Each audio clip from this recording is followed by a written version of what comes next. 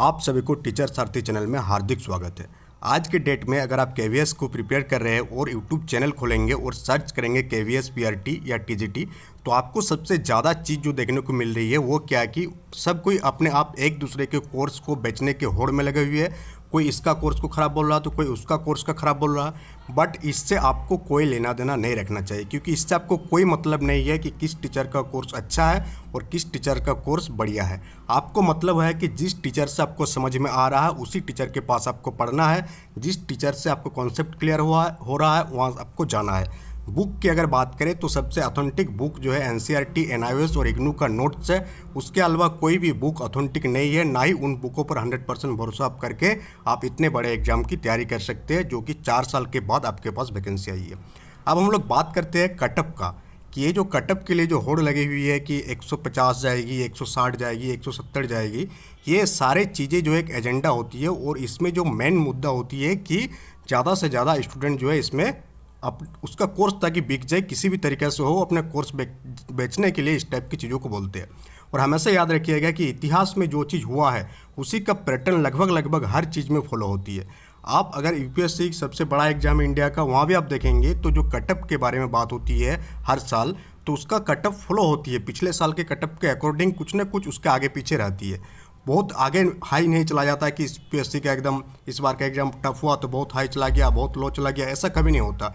एक पैटर्न की फॉलो करेगी। तो इसमें उसी चीज़ के बारे में बात करेंगे जो 2016 में जो एग्ज़ाम हुई और 2018 में जो केवीएस के एग्ज़ाम हुई है, उसी के बेस के एनालिसिस के बेस पर आपको कटअप बताएंगे कि इतना कटअप जा सकती है और आप उसके अकॉर्डिंग प्रिपरेशन करेंगे। बट आपको ध्यान रखना है कि maximum to maximum marks gain करना आपको ध्यान रखना है। दूसरा चीज़ आपको जो ध्यान रखना है, इन चीज़ों के पीछे आपको नहीं पढ़ना है। आपको जिस टीचर के पास अच्छा लग रहा है उसके पास आप पढ़िए, जहाँ आपका कॉन्सेप्ट क्लियर हो रहा है वहाँ आप पढ़िए, वहाँ से आप नोट्स बनाइए और अपना प्रिपरेशन को आगे कीजिए।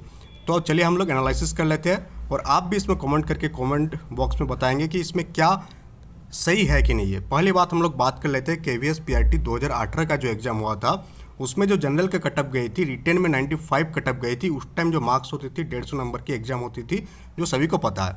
और इंटरव्यू के बाद जो फाइनल रिजल्ट बनी थी, जो कटअप थी 68.60 गई थी। ओबीसी का 94 रिटर्न में बने था, एससी का 88, एसटी का 79 और ओएच का 83। और यहाँ आपको फाइनल कटअप दिख रहा होगा सभी पोस्ट का। तो अगर आप जनरल की बात करें तो जनरल का फाइनल कटअप आपको दिख रहा होगा 66.60, ठीक है, ये 2018 का है। जनरल ओबीसी का 63, सबका 1-2 नंबर के आगे पीछे है, एसटी का 54 है। तो आप इसको एक रेफरेंस मान सकते हैं, यहाँ से एवरेज निकाल के हम लोग दोनों के कटअप की कंपेयर करेंगे। अब हम लोग चलिए देखते हैं 2016 में कितने कटअप गए थी। तो 2016 में भी वही सेम पैटर्न था, 150 नंबर का एग्जाम हुआ था, जिसमें जो कटअप गया था रिटर्न में 100 नंबर का और फाइनल कटअप बनी थी 71 के आसपास। ओबीसी का भी रिटर्न में 100 गई थी बट फाइनल कटअप 65.25 के आसपास बनी थी। एससी का भी वही केस है, 95 और 64.25 में फाइनल कटअप बनी थी। तो इसके बेसिस पर आप एनालिसिस करके देखेंगे तो आप क्या उम्मीद करते हैं कि ये जो कटअप है 2018 का जो कटअप है 68, यहाँ से भले 150 नंबर का पेपर हुआ हो और अभी के टाइम में 180 का पेपर हो, बट इस पे बहुत ज़्यादा आपको फ़र्क नज़र नहीं आएगी।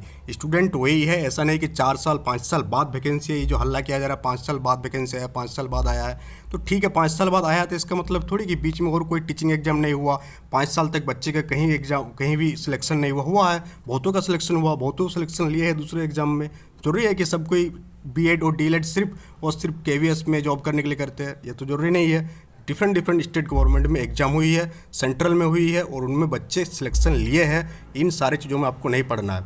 तो आपको जो ध्यान रखना है वो ध्यान रखना है कि इसके बेसिस पर 2016-2018 के बेसिस पर हम लोग अगर बात करें तो आपका जो कटअप जा सकती है रिटर्न की, अगर हम लोग बात करें तो ज़्यादा से ज़्यादा 115 से 120 जाएगी, उससे ज़्यादा आपका कटअप नहीं जाएगी। कटअप की बात कर रहे हैं हम, सिलेक्शन की बात नहीं कर रहे हैं, कटअप की बात कर रहे हैं। तो आप जितना मैक्सिमम मार्क्स गेन कर सकते हो वो तो आपके लिए बेनिफिट है। आपको टारगेट रखना है 100% का। हम हमेशा जो टारगेट रखिए, आप कोई भी एग्जाम को प्रिपेयर कर रहे हैं, अगर आप गवर्नमेंट जॉब में सिलेक्शन लेना चाहते हैं तो 100% का रखिए। उसके बाद आपको माइनस प्लस होकर आप पहुंच जाएंगे तो आपका सिलेक्शन हो जाएगा। अगर हम लोग केवीएस पीआरटी की बात करें तो 120 और मैक्सिमम तो मैक्सिमम जा सकते हैं तो 125, उससे अबव कटअप नहीं जाएगी। ये चीज़ आप देख लीजिएगा, एकदम गारंटेड है कि इससे ज़्यादा कटअप नहीं जाएगी। इतना ही कटअप रहने वाली है आपका एग्जाम का, केवीएस पीआरटी का 2023। ये आप लिख के रख सकते हैं, ये स्क्रीनशॉट आप रख सकते हैं, इससे ज़्यादा आपका नहीं जाएगी। तो हम लोग का बात करें अगर हम लोग, तो आपको बहुत ज़्यादा डरना नहीं है। प्रिपरेशन कैसे करना आपको, तो बहुत ज़्यादा घबराने वाली बात नहीं है। बहुत हद तक सिलेबस में चेंज आई है, पैटर्न में चेंज आई है, बट ऐसा नहीं कि आपको कुछ ऐसा चीज़ डाल दिया गया हो जो मंगल ग्रह से उठा के लाया हो, ऐसा नहीं है। आपको जो भी चीज़ दिया है केवीएस वो आपके आसपास ही घटित हुआ। जो एफएलएन है, फाउंडेशन लिटरेसी एंड न्यूमरेसी वाला कॉन्सेप्ट है, निपुण भारत है, ये सब क्या है, आप ही के बीच में हुआ हुआ कॉन्सेप्ट है। अगर आप यूपीएससी का तैयारी करेंगे तो डेली करंट अफेयर्स में एक नया से नया टॉपिक ऐड होता है डेली बेसिस पर। तो क्या यूपीएससी एस्पिरेंट घबरा जाते हैं? नहीं घबरा जाते। आपके पास तो अभी 1 महीने का टाइम है, जितना भी नए टॉपिक है तो उसको तो आप प्रिपेयर कर सकते हैं ना। अगर सिलेबस चेंज हुआ तो नए टॉपिक आपके पास ऐड हुआ, तो इसका मतलब नहीं कि पूरा बर्डन आपके पास बढ़ गया। आपको जो 60 मार्क्स दिया गया पेडागोगी में, ये तो आपके लिए बहुत ही एड ऑन है, क्योंकि एज ए टीचर आप अपना बीएड एंड डीएलएड दोनों कोर्स में क्या पढ़े, आप पेडागोगी का कोर्स ही ज़्यादा पढ़े हैं। तो पेडागोगी का 60 मार्क्स का है, that is benefit for you. यही बात आपको बताना था आज कि आपको ज़्यादा घबराना नहीं है। और बुक में आप जो है लिमिटेड सोर्स फॉलो कीजिए, एनसीईआरटी का फॉलो कीजिए, एनआईएस को फॉलो कीजिए और इग्नू का बुक को फॉलो कीजिए। उसके बाद कोई चीज़ फॉलो करने की कोई ज़रूरत नहीं है। That's all for today, thank you.